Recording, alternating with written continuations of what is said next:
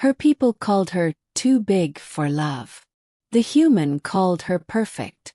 The freight docks woke before the sun, when the grit winds were gentlest and the cranes still listened. Kaeya of the Thal walked the gantries like a moving cliff, 6 hands taller than any dockhand, shoulders broad as the support struts, hair braided to her waist so the cables wouldn't eat it. She moved carefully, always carefully, because on this moon people tripped over the rumor of her size before they noticed her hands were steady. Too big, someone muttered as she passed, not quite under their breath. Too big for love, for a house, for a proper match. Kaeya kept walking. She'd learned to hold her face like a mask of basalt. It hid the sting. It didn't hide the truth. On naming day, when the loam was stirred and the gods were asked for pairings, the elders called her aside and said, kindly and firmly, that the loam had no place for stones that large. The loam set matches. Kaeya was designated to lift for the village, to haul the fuel casks and guide the storm shutters and stand in the doorway when the wind tried to take the roofs. Useful, irreplaceable, unpaired. That morning, a human courier ship came in low, its belly scorched, limping over the dunes. It flared blue at the pad and settled with a grumble. The first human down the ramp had a mechanic's gait, loose, attentive, already reading the dock like a machine he meant to fix. He wore grease on his sleeve and a smile that reached his eyes. "I'm Rian," he said when Kaeya approached, voice raised over the winch. He stopped, craned his neck, craned it again with the delight of a child discovering a new mountain. "You must be the loadmaster." "Perfect." She frowned. "Perfect. For this," he said, gesturing at the slumped wing with a cracked actuator. "And probably for everything else too." He said it like he meant it, like it was an observation and not a flirt. She helped him reseat the actuator, her hands on the housing while he threaded conduit through the opening. He guided, she steadied. He cursed cheerfully when bolts were stubborn. She laughed once, softly, and it startled her how good it felt.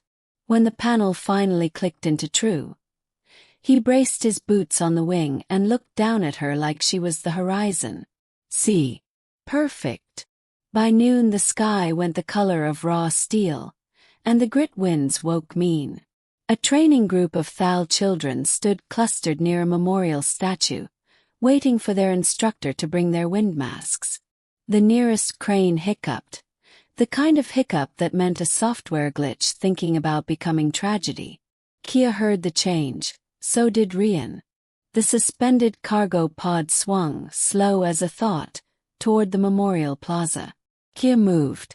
She didn't think about how her size could terrify, just took the shortest path. 3 strides, a leap down through the service frame, a roll that would have shattered a smaller body. She jammed her shoulder under the pod's corner and pushed up, legs and back groaning with the effort.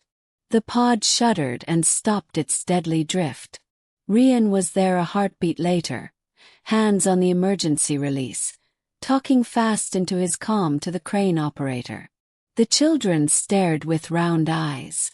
The instructor finally arrived with masks and whisked them away. The plaza filled with murmurs and a few disapproving clicks of tongues. "You dented the memorial," someone said. Kaeya looked. The pod's edge had scuffed the old stone, nothing more than a scratch, but the statue had commemorated the founding. Anything that touched it drew criticism. "She saved your kids," Rian snapped, heat like a flare. "If your stone can't take a scratch, maybe your gratitude can." The crane obeyed the reset. The pod rose.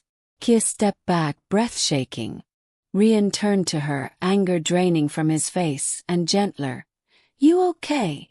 "I am uninjured," she said, formal out of habit when she felt too much. She waited for the chorus. Too big, too reckless, too heavy for sacred places, but none of it mattered while his gaze stayed steady. That evening, they climbed the communications tower to check a storm sensor. From up there the dunes looked like sleeping beasts and the village like a scatter of fireflies on their backs. Kaeya could see, as she always could, where her footprints went deepest. The wind pulled at her braid. Rian anchored a hand against a rung and looked at her. "My people have words for size," he said. "We say big-hearted, big-hoped, big enough to hold.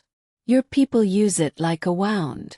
"They use what is true," Kaeya said. "I do not fit through many doors. Then the doors should be bigger." She almost laughed. She almost cried. "The loam didn't pair me, Rian. The elders will never name me for a hearth. Today they told me I am to be transferred to the far outrig, where the windmills need a sentinel." "You don't belong in a corner of the map," he said. "You belong wherever the map needs holding open." He hesitated. "Come with me when we go. There's work for hands like yours. Habitat builds, deep ice rigs, ships that don't mind someone who can carry their own gravity. You'd be perfect." She made it a tease to hide the ache. "Yes," he said simply. The first tremor hit while they were still on the tower. The second was a body blow.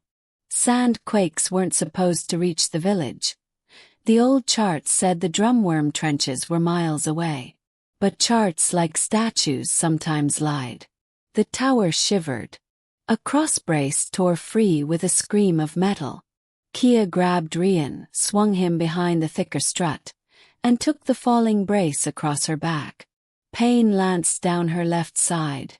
The world went white around the edges. Below, the memorial plaza rippled as if something huge were breathing under it. The wind had no direction, all directions. "Kaeya!" Rian's voice found her. "I need you, can you move?" She moved. She bit the pain and descended, one hand, one foot at a time. At the base, the plaza had cracked, lines zigzagging toward the school. People milled, shouting. The elders stood with their staffs raised, helpless against shifting ground. Kaeya didn't wait for permission. "Form lines," she bellowed, voice carrying like a horn.